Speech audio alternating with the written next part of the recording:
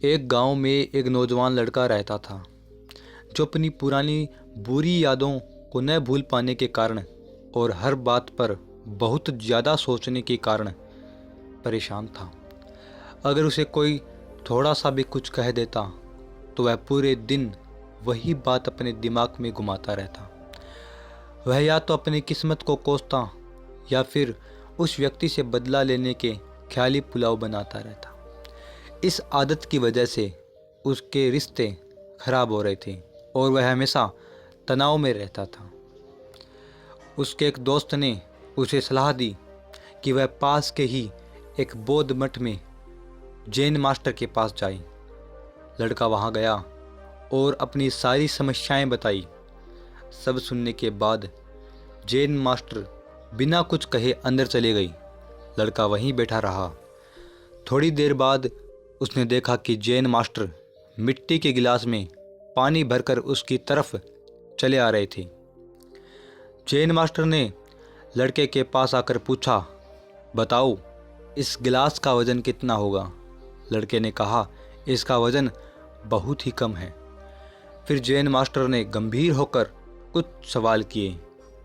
अगर मैं इस गिलास को थोड़ी देर तक ऐसे ही पकड़ कर रखूं तो क्या होगा? लड़का बोला, कुछ नहीं होगा। अगर मैं इस गिलास को इस तरह 1 घंटे तक पकड़ कर रखूं तो क्या होगा? लड़के ने फिर जवाब दिया, आपके हाथों में दर्द होना शुरू हो जाएगा।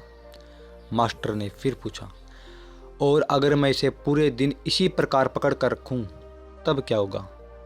लड़का बोला, आपका हाथ सुन्न हो सकता है, मांसपेशियों में भारी तनाव आ सकता है और यहाँ तक कि आपके हाथ को लकवा भी मार सकता है। जैन मास्टर ने पूछा, क्या इस दौरान गिलास का वजन बदला? लड़के ने कहा, नहीं। मास्टर ने फिर पूछा, तो फिर हाथ में दर्द और तनाव क्यों आया? लड़के ने जवाब दिया, बहुत देर तक पकड़े रहने के कारण। जैन मास्टर ने समझाया कि जीवन की परेशानियां भी कुछ इसी तरह होती हैं।